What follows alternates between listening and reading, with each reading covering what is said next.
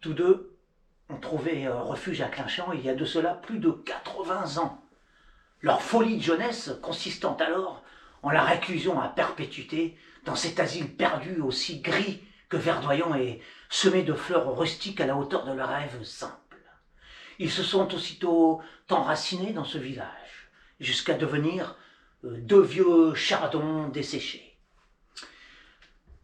Venus sombrer volontairement en ce point mort du monde, élus par leur cœur d'ermite et très vite parvenus au sommet du silence et de l'oubli, leur cloître campagnard a pris progressivement des allures de nécropole champêtre. Autour d'eux, l'immobilisme s'est instauré comme un cocon. Pas une fois l'idée de quitter leur paradis d'inertie n'a effleuré leur esprit figé dans un autre siècle.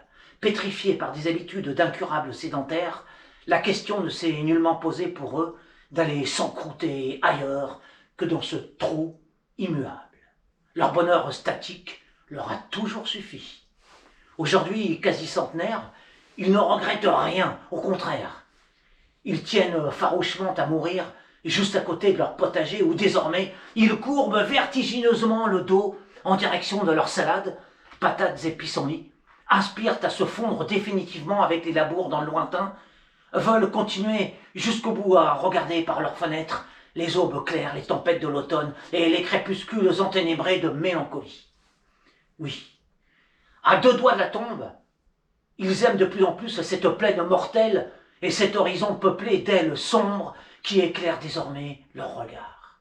Enfin bref, ils sont amoureusement enchaînés à leur bagne sans borne, sorte de prison qui rime avec évasion, et vivent leurs derniers jours dans l'espoir que plus jamais rien d'autre ne se passe, que tout s'éternise, que tout recommence pareil, pour que la fin ressemble à s'y méprendre au début, en attendant de s'envoler un peu plus haut, un peu plus loin que leur sol inébranlable de corbeaux solitaires.